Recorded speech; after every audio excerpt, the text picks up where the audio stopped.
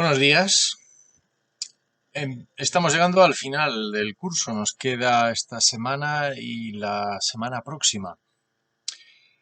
Y estamos llegando al final también de este confinamiento. Espero que no sé si quedarán también unas pocas semanas para poder volver a la normalidad. Ojalá sea así. Bueno, esta semana vamos a tener una clase doble, la de hoy y la de mañana. Las vamos a dar conjuntas, en una sola. Junto las dos clases, la de hoy y la de mañana, en una, porque el contenido es un poquito más denso. Lo he dejado casi para el final. La próxima semana haremos ya una pequeña conclusión con un pensador actual. Bueno, lo he dejado este capítulo, este tema para el final. Es un capítulo denso, de esos que daba cuando teníamos la parte presencial conjunta para los dos grupos.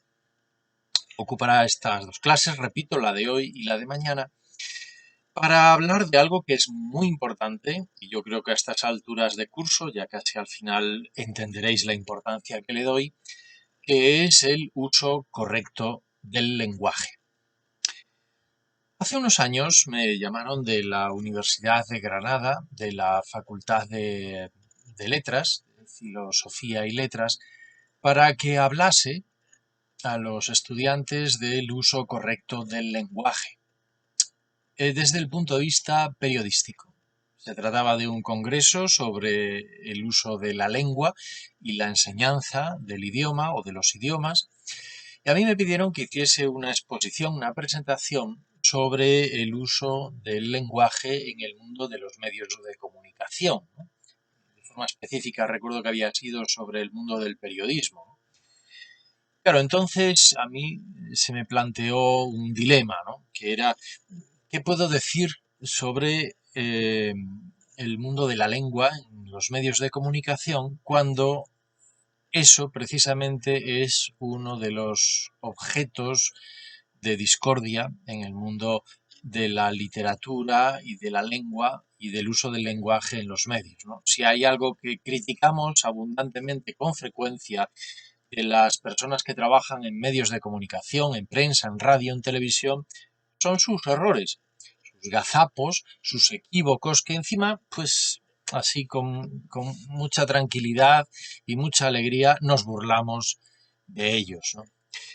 Bueno, ese dilema se me planteó a la hora de presentar a alumnos universitarios entonces, repito, fue hace ya unos cuantos años, cómo utilizan los periodistas y los comunicadores el lenguaje.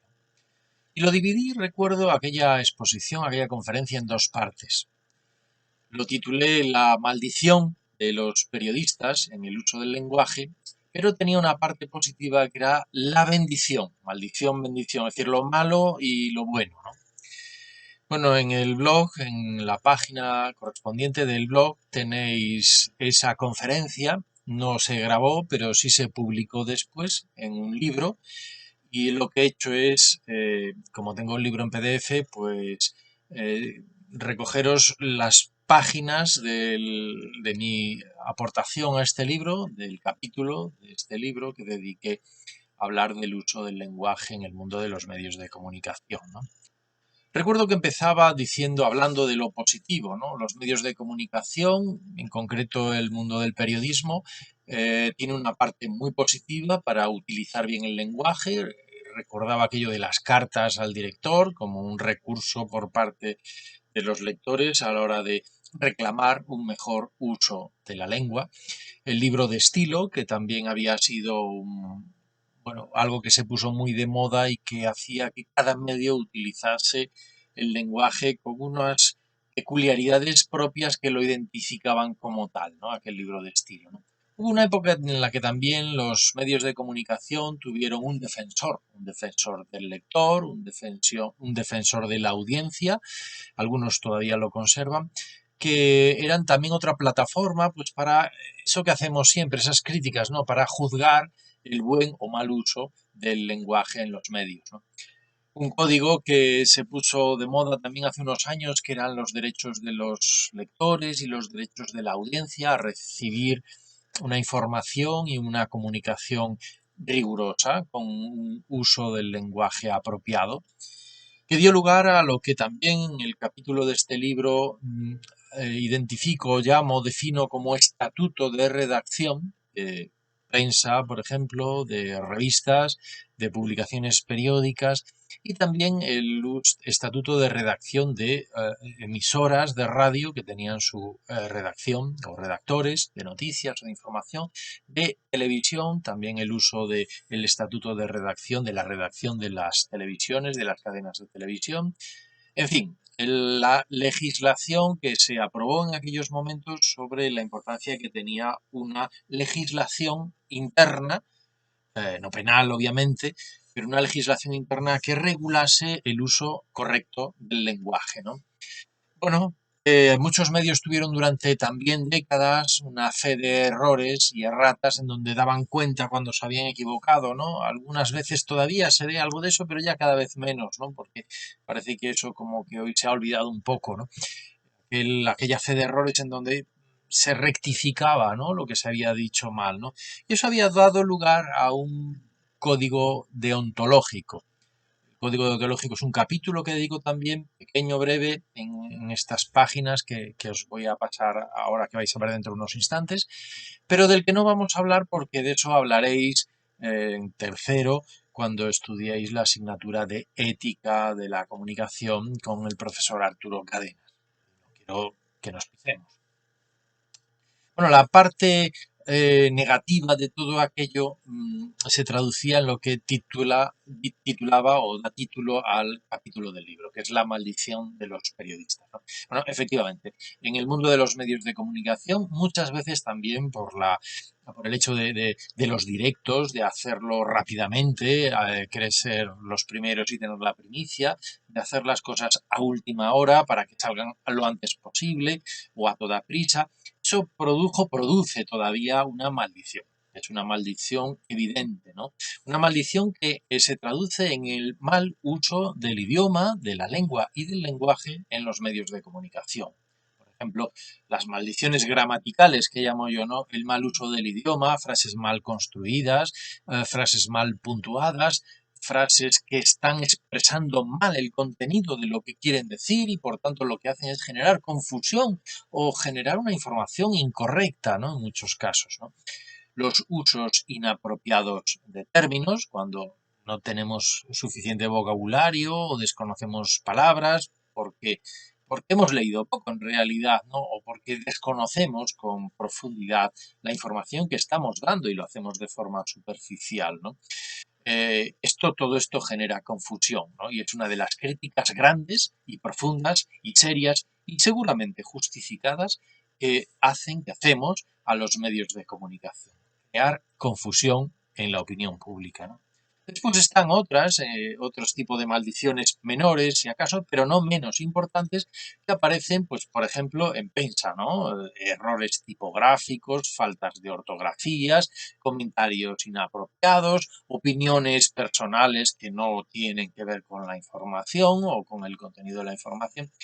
En fin, con esta clase lo que quiero es que hagáis una reflexión sobre la importancia que tiene el buen uso del lenguaje en los medios de comunicación. Es muy importante. Es muy importante para los que os vais a dedicar al periodismo, a la comunicación audiovisual, al cine, a la radio, a la publicidad. Es muy importante dominar el lenguaje, conocer bien el idioma, ¿no? Hasta tal punto de que en ello está la clave de una buena transmisión de la información, una buena comunicación, ¿no? ¿Cómo se aprende un idioma? Tuve un maestro, cuando era estudiante como vosotros, un escritor paisano además, con quien tenía buena amistad, ya murió, se llamaba Gonzalo Torrente Ballester, fue premio Cervantes de literatura española. Y además, bueno, casi familiar, vinculado a mi familia durante muchos años, con quien tuve mucho trato y mucha amistad y de verdad de quien aprendí muchísimo, ¿no? Y una de las cosas que me decía Gonzalo Torrente era que para escribir bien hay que leer bien, hay que leer mucho, ¿no? La lectura es la mejor estrategia para adquirir un buen conocimiento del lenguaje, para dominarlo, ¿no? Yo cuando escribo articulitos de estos de prensa que veis por ahí publicados, pues estos articulitos son el resultado de un disfrute, ¿no? A mí no me... no- el éxito consiste en poder disfrutar a la hora de escribir, ¿no? Sobre todo cuando hago lo que hago yo, que es opinión.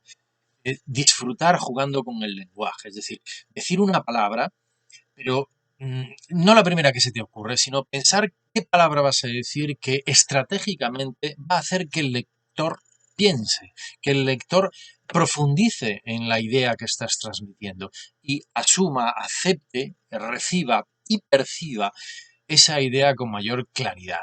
Ya veis como en mis clases para estas cosas yo tengo una fijación especial por el uso del lenguaje apropiado, ¿no? Como digo siempre, riguroso, ¿no? Bueno, a mí estas cosas me resultan muy importantes y yo creo que no solo como docente, sino como periodista o como comunicador, tienen que estar al orden del día. Es decir, los que nos dedicamos al mundo de la comunicación tenemos que dominar el lenguaje que no es exactamente lo mismo que dominar un idioma, ¿no? Porque podemos hablar en catalán, hablar en castellano, hablar en inglés, hablar en francés y dominarlos más o menos, ¿no? Conocerlos en profundidad. No, en el fondo lo que quiero decir es que en distintos idiomas podemos utilizar el lenguaje de manera muy apropiada, de manera rigurosa, ¿no? Y eso requiere al principio un esfuerzo que se consigue con mucha lectura. Pero llega un momento que al final el esfuerzo se traduce en disfrute, en poder jugar con las palabras como hacía Torrente, ¿no? El que os decía, Torrente Ballester, que jugaba, era un maestro de las palabras, utilizaba una palabra, otra, sabiendo que con lo que aparentemente era un sinónimo, en realidad tenía un matiz que le otorgaba una carga especial al contenido de lo que quería decir, ¿no? Bueno, todo esto es lo que en el fondo pretendo decir en el artículo, en el capítulo que os cuelgo en PDF que tenéis aquí delante, que os pido que os descarguéis y sobre todo que os pido que leáis detenidamente. Son unas cuantas páginas, tampoco son muchas, no son demasiadas, pero quiero que las leáis despacio. Y os pido, por favor, que las leáis. Os voy a hacer unas preguntas mañana, no hoy, sino mañana, para que las respondáis. Están inmediatamente debajo y primero leéis el capítulo del libro, lo anotáis, lo subrayáis, si lo imprimís, es decir, tomáis nota de lo que digo ahí y después respondéis a las preguntas. Quiero que de esta forma no es un control ni un examen ni nada por el estilo, lo único que pretendo es que caigáis en la cuenta de la importancia que tiene decir las cosas con propiedad, utilizar el lenguaje con rigor y con precisión, ¿no?